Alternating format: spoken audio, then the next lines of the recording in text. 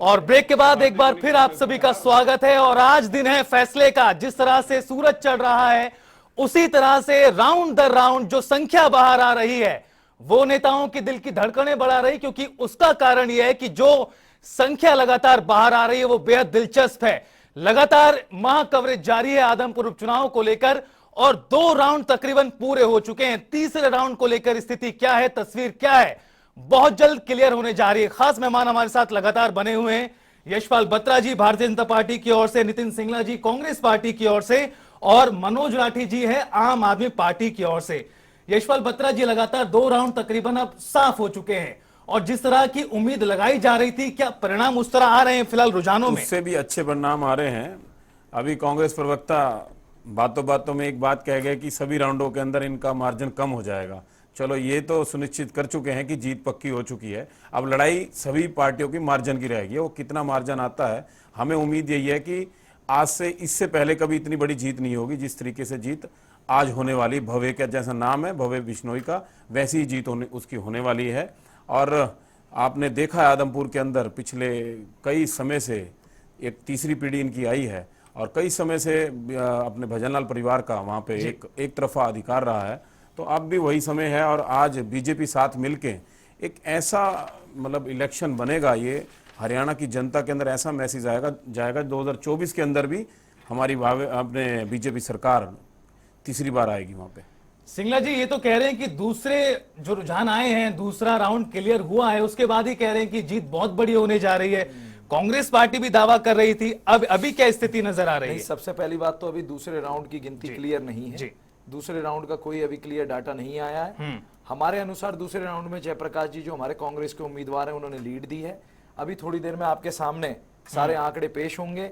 और जहां तक बात रही, जैसे हमारे साथी प्रवक्ता जी ने बताया कि भारतीय जनता पार्टी किस तरीके से कुलदीप बिश्नोई जी के गुणगान करने में आज मजबूर है, तो इनकी तो ऐसी सिचुएशन है कि सारे उम्मीदवार इन्होंने कांग्रेस से बोरो किए हैं और इनके पास अपना कोई उम्मीदवार नहीं था। भारतीय जनता पार्टी का वहां पे कोई कार्यकर्ता बेस नहीं था।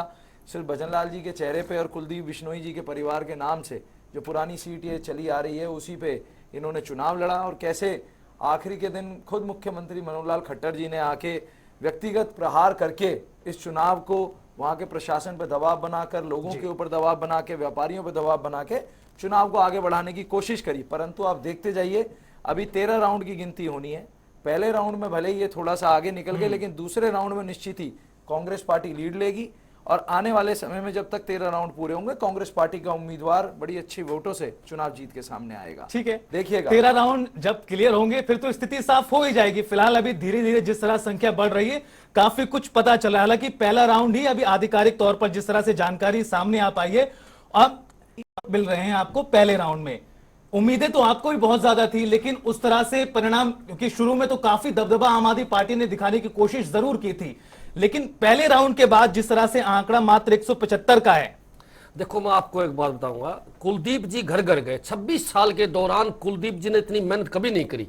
कुलदीप जी एक एक आदमी के घर गए, एक एक आदमी के पैर पकड़े, बोला मेरे बेटे को वोट दे दो। शायद कुलदीप जी चुनाव लड़ते तो हार जाते, लेकिन कुलदीप जी ने अपने बेटे को चुनाव जो लड़वाया है वो भी एक इमोशनल गेम था जो पब्लिक ने देखा। भाई बेटा खातर वोट मांगना आंडा, पैर पकड़ना आंडा, मेरा छोरा का कैरियर बन जाएगा और उसका इलाका है खुद का। मैं तो एक बात बिल्कुल साफ कहूंगा, कुलदीप जी के नाक अगर किसी ने लड़वाए हैं, गोडे किसी ने घिसड़वाए हैं, तो वो आम आदमी पार्टी ने करवाया है। बीजेपी का कोई मामला बढ़ता ही नहीं है। इलेक्शन जो है कुलदीप बिश्नोई वर्सेस था और वो बार बार कहते भी रहे हैं कि हमारा गढ़ है और यहां से हम चुनाव लड़ेंगे। और ये भी क्लियर, हमने बीजेपी को नेता फील्ड में देखे ही नहीं। वहां बीजेपी का तो वैसे कुछ है ही नहीं, सोता ही नहीं कि मैं, हो सकता है कुलदीप बिश्नोई कल किसी और पार्टी में भाग जाए। तो ये एक सत्य है कि आम आदमी पार्टी जब शिक्षा पे काम करने लगी, जब आम आदमी पार्टी ने विकास की बातें करी, जब आम आदमी पार्टी वहां पूरे लोगों के दिलों पे राज करने लगी, तो कुलदीप बिश्नोई घर घर गया और कहने लगा कि मैं आपको नौकरियां दूंगा, आपके स्कूल बढ़िया बनाऊंगा।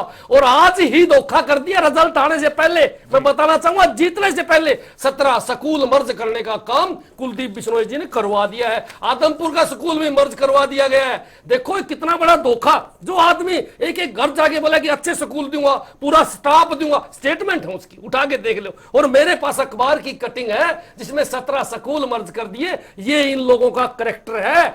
अब तो चलो जीत जाएगा, लेकिन 2024 में जनता इसको अक्ल जरूर लगाएगी। मैं तो एक बात बार बार, हमारा बीजेपी का साथी यहां बैठे हैं, इनको भौगोलिक स्थिति का नहीं पता आदमपुर का। वहां डाड़ियों में लोग बहुत ज्यादा रहते हैं। वहां गए कुलदीप जी, बोले जी मैं 15 दिन के अंदर आपको लाइट दे दूंगा, आपकी सड़क बना दूंगा, पता नहीं कितने प्रकार के लालच दिए। बिल्कुल। फिर सत्ता का दुरुपयोग हुआ, ठीक है। बैलेट पेपर पे ठीक है। जबरदस्ती मोर मरवाएगी ठीक है सबके राठी जी, सामने। चर्चा बहुत चलने वाली है। राउंड क्लियर हो रहे हैं, पहला पूरी तरह क्लियर हो गया, दूसरा पूरी तरह देर में भी क्लियर हो जाएगा।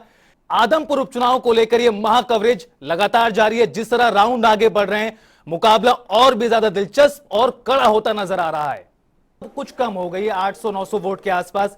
कांग्रेस का रिएक्शन किस तरह से? नहीं, सबसे पहली बात तो मैं आपको बता दूं कि पहले राउंड में भव्य बिश्नोई की जो लीड थी, उस लीड को काटते हुए दूसरे राउंड में जयप्रकाश जी जो कांग्रेस के उम्मीदवार हैं, उनको 5233 वोट मिले हैं, 5233 वोट, और बीजेपी के उम्मीदवार को 4379 वोट मिले हैं।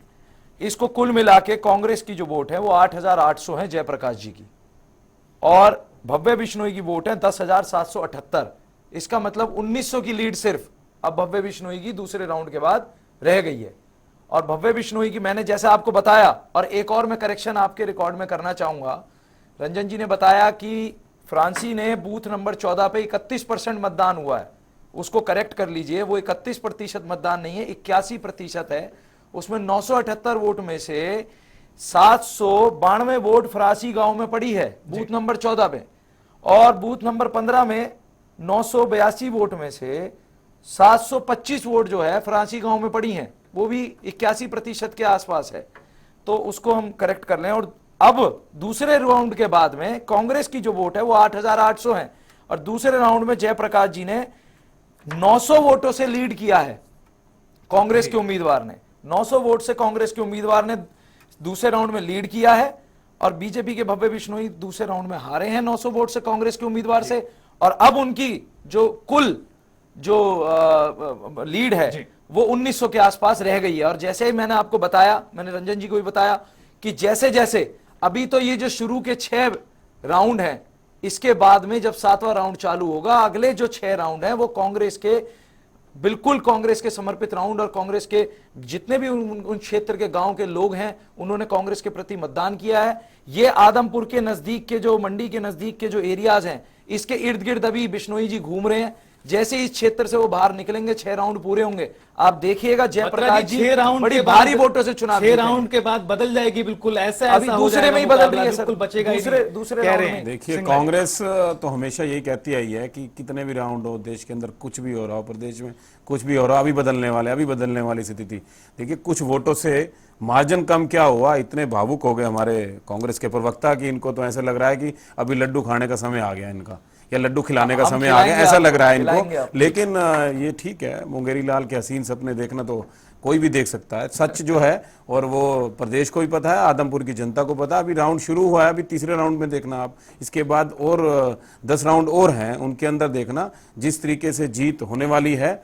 आप कांग्रेस के जिस तरीके के हालात प्रदेश के अंदर हो चुके हैं, कई गुटों में प्रदेश के अंदर बढ़ चुकी कांग्रेस, आज वो हालात पे पहुंच चुकी है कि समेटने की स्थिति में आ चुकी है। तो इस इलेक्शन से आने वाला समय तय हो जाएगा 2024। कांग्रेस से लिए हुए उम्मीदवार के दम पर भारतीय जनता पार्टी ने हरियाणा का चुनाव लड़ा है। हरियाणा में 4 सीटों से आप ये मंथन क्यों नहीं करते हैं कि आपके कैंडिडेट भाग क्यों रहे हैं? और मेरा आप तो एक इस सवाल बात है, पे खुश क्यों होते हो? आप भाग क्यों रहे हैं? कांग्रेस से डरी हुई है। डरा के धमका सारे के आप तो भाग क्यों रहे हैं? आप ये भावुक क्यों हो रहे हैं? कांग्रेस से कहीं ना कहीं लिंक था, रूट थी, जड़े जिसे कहते हैं, वो कांग्रेस से लिंक जरूर नहीं थी। था, नहीं, 1967 से कांग्रेस में। ठीक है, कांग्रेस ठीक है, आपकी बात सारी सही है, जो है सो है जी। लेकिन राठी जी आप ये बताइए, जैसे इनकी सरकार आएगी ना, राठी ये जी, डरा के वापस ले आएंगे। ठीक है, आप कह रहे हैं कि शिक्षा पर बात हुई, रोजगार पर बात हुई, और भी अन्य मुद्दे दिखाए, लेकिन 178, 320 ये संख्या फिलहाल नजर आ रही है।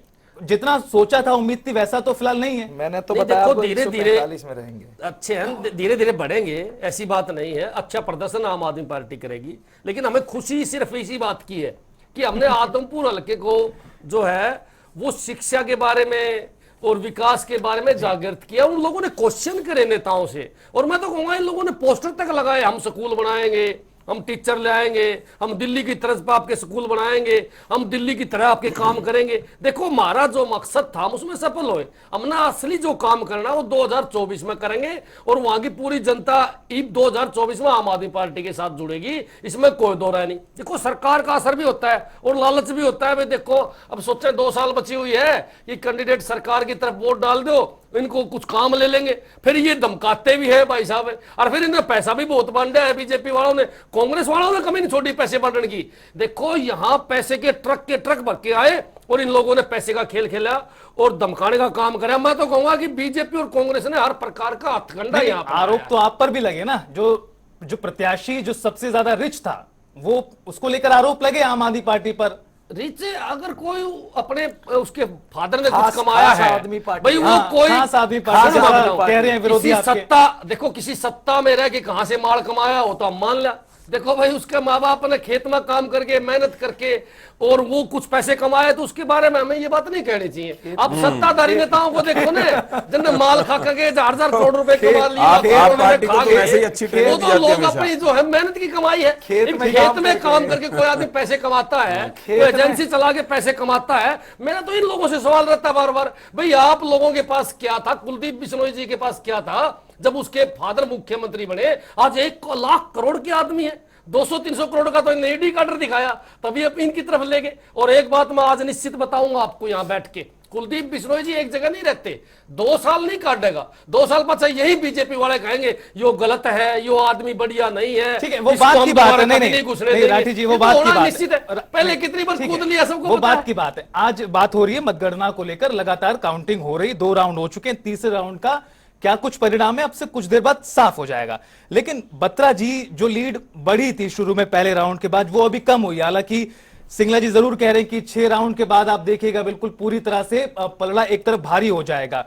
आने वाले जो गांव हैं जो तीसरे फेज में हैं, जो तीसरे राउंड में हैं, उसमें तो कहीं ना कहीं कांग्रेस पार्टी को नुकसान होगा सर सिंगला जी। नहीं देखिए 1,31,000 वोटों का जी। ये आंकड़ा है जिसकी आज गिनती होगी जी। और 1,31,000 वोटों के आंकड़े में अभी सिर्फ और सिर्फ कुल मात्र 21,000 वोटों की गिनती हुई है। अभी 1,10,000 वोटों की गिनती बाकी है, जिसके अंदर महा कॉन्फिडेंट जो हरियाणा की जो सत्ताधारी भारतीय जनता पार्टी के मुख्यमंत्री भी और सरकार भी बड़ी ओवर कॉन्फिडेंट जो थी, वो 21,000 वोटों में सिर्फ 1900 वोटों की लीड पे बैठे हुए हैं। और मैं आपको फिर बताना चाहता हूं कि अभी हो सकता है तीसरे राउंड में जैसे कि ये अपना क्षेत्र उसको बताते हैं कि भाई हमारे गांव है, हमारे 10 बूथ उसमें पड़ेंगे, लेकिन जैसे जैसे गिनती आगे बढ़ेगी छठे राउंड के बाद में कांग्रेस पार्टी इनको पछाड़ देगी और अभी भी पछाड़ती आ रही है। एक आध राउंड में ये थोड़ा बहुत आगे पीछे हो सकते हैं, लेकिन छठे राउंड के बाद में इनको 13वें राउंड पे हम इनका मुंह मिठा करा के आज बत्रा जी का घर भेजेंगे, ये मैं आपको सुनिश्चित कर सकता हूं। ठीक है सिंगला जी, बिल्कुल ठीक है। लगातार जो राउंड है वो आगे बढ़ रहे हैं। तीसरे राउंड को लेकर स्थिति क्या है अब से थोड़ी देर में साफ हो जाएगा।